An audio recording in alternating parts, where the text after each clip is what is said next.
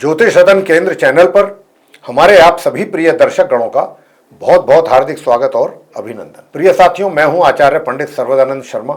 मेरी ओर से भी हमारे आप सभी प्रिय दर्शक गणों को एक बार फिर बहुत बहुत प्यार भरा नमस्कार। साथियों, आज जो हम चर्चा आपके साथ कर रहे हैं, जिस विषय पर कर रहे हैं, ये विषय सूर्य ग्रहण को लेकर के है कि इस बार वर्ष 2025 का दूसरा और अंतिम सूर्य ग्रहण कब लगेगा और क्या ये भारतवर्ष में दिखाई देगा या कुछ हिस्सों में दिखाई देगा या पूरे भारतवर्ष में दिखाई देगा या फिर भारतवर्ष में दिखाई नहीं देगा। ये सारी जानकारी इस कार्यक्रम के द्वारा आप तक पहुंचाएंगे। और यह भी बता दें कि ये जो सूर्य ग्रहण है, इसको खंडग्रास सूर्य ग्रहण का नाम दिया गया है। खंडग्रास सूर्य ग्रहण कहें या फिर आंशिक सूर्य ग्रहण कहें, एक ही बात है। इसको भी हम आपको थोड़ा स्पष्ट कर देते हैं।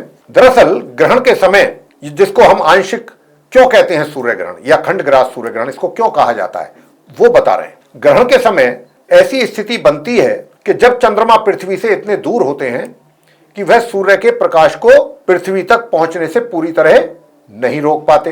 हालांकि वह सूर्य के एक हिस्से पर अपनी छाया जरूर डाल सकते हैं। ऐसी स्थिति में सूर्य का केवल आंशिक ग्रहण ही कहलाता है या होता है। खंडग्रास सूर्य ग्रहण शब्द इसी आंशिक सूर्य ग्रहण को दर्शाता है। तो यह है आंशिक या खंडग्रास सूर्य ग्रहण और यही पढ़ने जा रहा है।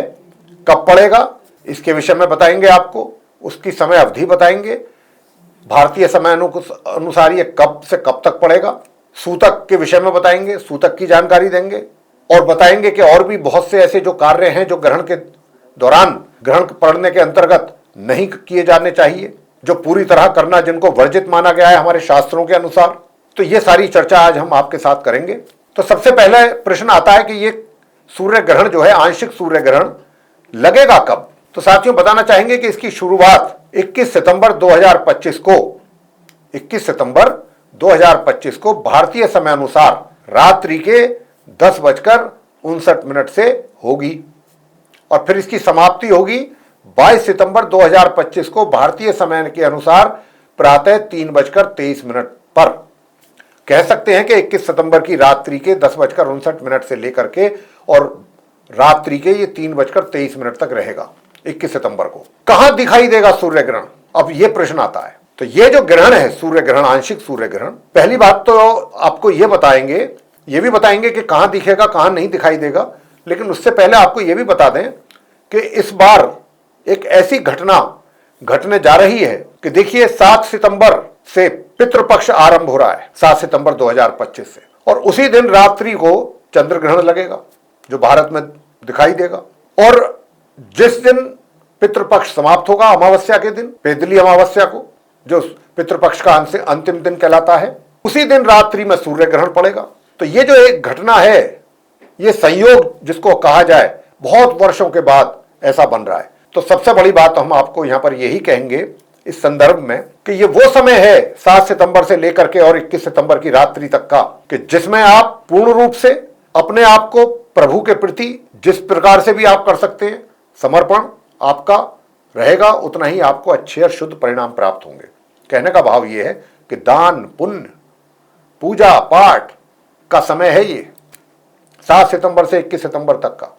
जितना आप दान कर सकते हैं करें और तीर्थ स्थानों पर जाकर के आप स्नान करें, वो तो ग्रहण वाले दिन भी किया जाता है, बीच में भी आप कर सकते हैं।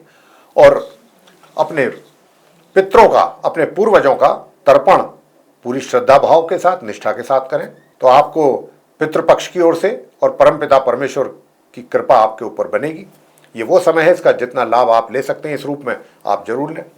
तो अब ये बात हम आपसे करेंगे कि अब ये दिखाई कहां देगा सूर्य ग्रहण। साथियों, ये ग्रहण न्यूजीलैंड, फिजी, अंटार्कटिका और ऑस्ट्रेलिया के दक्षिण भाग में प्रमुखता से दिखाई देगा, लेकिन यह भारतवर्ष में दिखाई कहीं पर भी नहीं देगा। भारतवर्ष पर इसका क्या प्रभाव रहेगा अब क्योंकि यह सूर्य ग्रहण जो है, आंशिक सूर्य ग्रहण, भारत में तो दिखाई नहीं देगा, हमारे देश में तो, इसलिए भारत में इसके सूतक काल और धार्मिक प्रभाव मान्य नहीं होंगे। आप मूर्तियां भगवान की टच कर सकते हैं, पूजा जैसे जीवन सामान्य तरीके से चल रहा है उसको आप चला सकते हैं। यहां पर कोई सूतक काल मान्य नहीं होंगे। ये सूतक काल वहीं पर मान्य होते हैं जहां पर ग्रहण दिखता है, दिखाई देता है। अब इसके अन्य महत्वपूर्ण बातों पर भी आते हैं ग्रहण से संबंधित। वो क्या है कि यह वर्ष 2025 का दूसरा आखिरी सूर्य ग्रहण है, जैसा मैंने आपसे अभी कहा भी था चर्चा के आरंभ में। यह ग्रहण जो है साथियों कन्या राशि और उत्तरा फाल्गुनी नक्षत्र में पड़ेगा। कन्या राशि बुध की राशि है और उत्तरा फाल्गुनी नक्षत्र सूर्य देव का अपना नक्षत्र है। तो यहां पर मैं ये कह सकता हूं कि क्योंकि ये जो ग्रहण है उत्तरा फाल्गुनी नक्षत्र और कन्या राशि में पड़ रहा है, तो जो भी जातकों का जन्म कन्या राशि और उत्तरा फाल्गुनी नक्षत्र में हुआ है, या तो उत्तरा फाल्गुनी नक्षत्र में हुआ है या कन्या राशि में हुआ है, उनके लिए ये थोड़ा उनको ये प्रभावित करेगा, उनको अधिक उपाय करने की आवश्यकता है। तो साथियों इस ग्रहण को, जैसा मैंने ये भी अभी आपको कहा कि पितृपक्ष के अंतिम दिन यानी कि सर्वपितृ अमावस्या का जो दिन कहलाता है, उस दिन ये लग रहा है रात्रि में।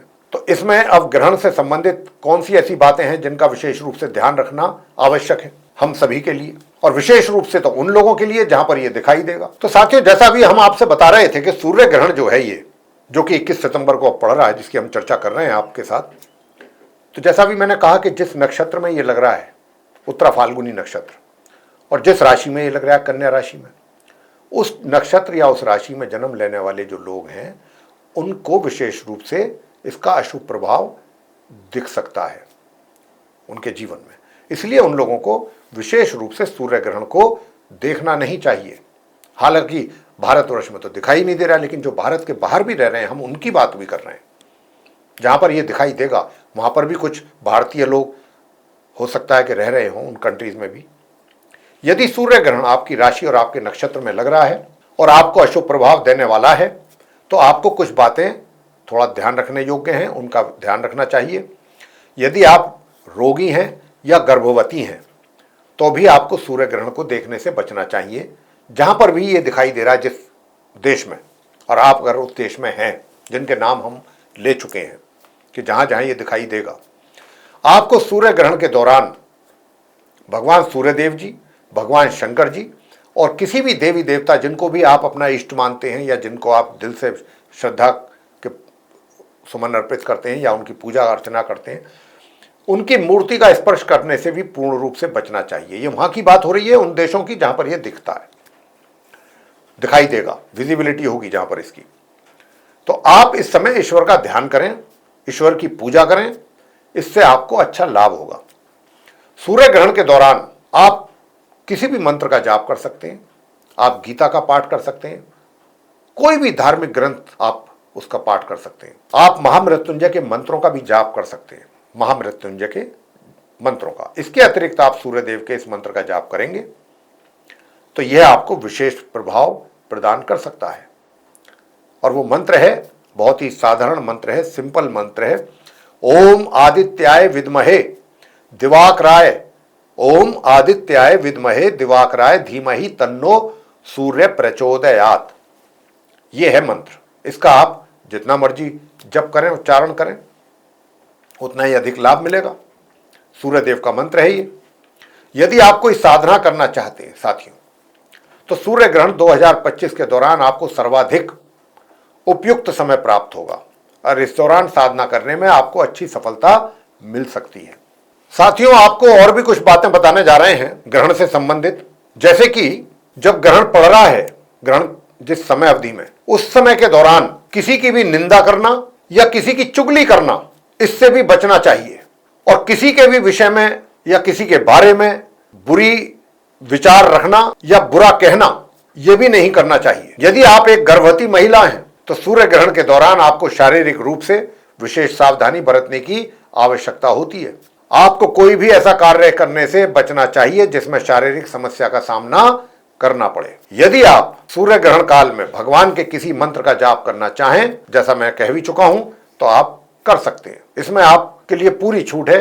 कोई भी धार्मिक ग्रंथ हो, मंत्र हो, पाठ हो, जो भी आपकी श्रद्धा हो, आप करिएगा। इसके अतिरिक्त धार्मिक पुस्तकों का भी पाठ आप कर सकते हैं। सूर्य ग्रहण के सूतक काल से लेकर के सूर्य ग्रहण की समाप्ति तक घर से बाहर निकलने से भी आपको बचना है और घर में ही रहकर प्रभु का ध्यान करना है, उनका पूजन करना है, बगैर भगवान की मूर्ति को टच किए हुए। आपको किसी प्रकार की सिलाई कढ़ाई करने या कटाई करने या सब्जी छीलने, काटने, सफाई इत्यादि कार्यों से बचना चाहिए। और इस दौरान सुई धागे या फिर चाकू या किसी नुकीली चीज के प्रयोग से भी बचना चाहिए, विशेष रूप से गर्भवती महिलाओं को। सूर्य ग्रहण के सूतक काल के दौरान गर्भवती महिलाओं को खाने की चीज से दूर रहना चाहिए। यदि आपको अति आवश्यक कुछ खाना हो और बहुत भूख भी लग रही हो तो फिर कोई ऐसी वस्तु आपको चुनना चाहिए जिसमें पहले से ही आपके सूतक काल से पहले कुशा यानी कि जो कुशा होती है या तुलसी पत्र उसमें रखा हुआ हो, ऐसी चीज को आप खा सकते हैं।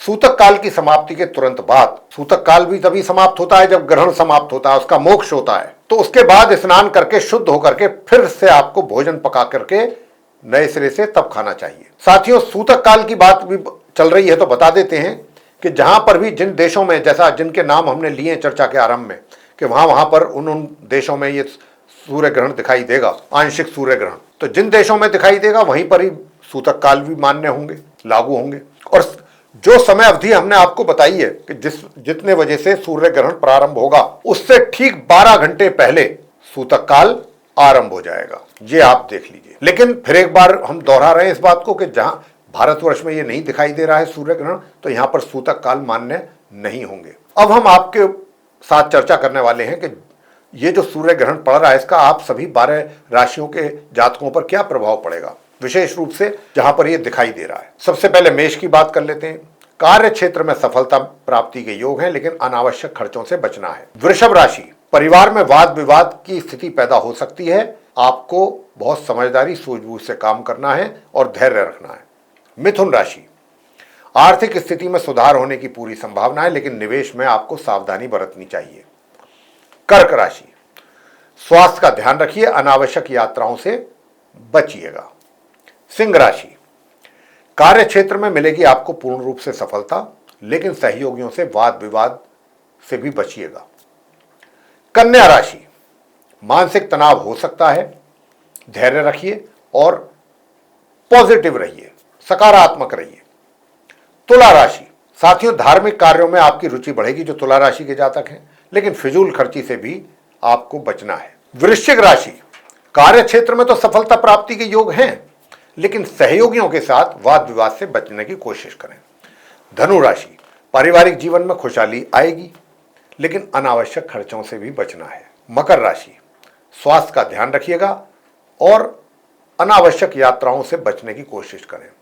कुंभ राशि, आर्थिक स्थिति में सुधार, लेकिन निवेश करने में पैसा कहीं इन्वेस्ट करना है, उसमें सावधानी के साथ करें। अंत में मीन राशि, साथियों मीन राशि के जो जातक हैं उनको मानसिक तनाव हो सकता है, थोड़ा टेंशन रह सकता है, पेशेंस रखना जरूरी है और पॉजिटिव रहिए, नेगेटिव थॉट्स दिमाग से निकाल दीजिए। सूर्य ग्रहण के दौरान ये तो हमने बताया कि जो 12 राशियों के जातक हैं उन पर क्या प्रभाव पड़ सकता है उसके विषय में। अब बताने जा रहे हैं आपको सूर्य ग्रहण के दौरान वो कौन सी सावधानियां हैं जो बरतनी चाहिए। देखिए, सूतक काल मान्य नहीं होगा भारतवर्ष में, लेकिन ग्रहण के दौरान शुभ और अशुभ कार्यों से तो बचना चाहिए।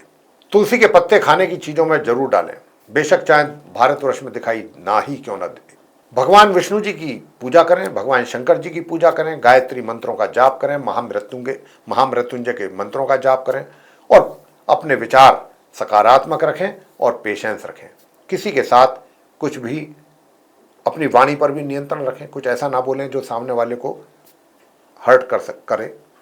तो साथियों, ये थी चर्चा 21 सितंबर को पड़ने वाले सूर्य ग्रहण के विषय में। उस दिन अमावस्या का दिन है, हमेशा अमावस्या वही पड़ता है ग्रहण, सूर्य ग्रहण। उससे संबंधित ये सारी जानकारी जो भी हमने आपके साथ साझा की है, हम आशा करते हैं कि ये जानकारी जो हमने सूर्य ग्रहण को लेकर के दी है, आंशिक सूर्य ग्रहण को लेकर के दी है, ये आपको पसंद आएगी। अगर आपको पसंद आई है ये चर्चा तो हमारी वीडियो को लाइक जरूर कर लें। अगर अभी तक आपने हमारा चैनल सब्सक्राइब नहीं किया है तो चैनल को भी सब्सक्राइब जरूर कर लें। अधिक से अधिक मात्रा में आप हमारे इस वीडियो को शेयर करें दूसरे लोगों के साथ, ताकि वे भी इस जानकारी का कुछ अच्छा लाभ ले सकें। और अगर आप चाहते हैं कि आने वाले दिनों में जो भी वीडियोज़ हमारे एस्ट्रोलॉजी के भिन्न भिन्न विषयों पर बनेंगे वे सभी एक एक करके आप तक पहुँचें और आप उन सभी का लाभ ले सकें, तो फिर बेल आइकन जरूर प्रेस करें। साथियों, इसी के साथ अब हम अपने आप सभी दर्शक गणों से लेंगे इजाज़त। आप सभी का सहृदय बहुत बहुत धन्यवाद। जय माता दी।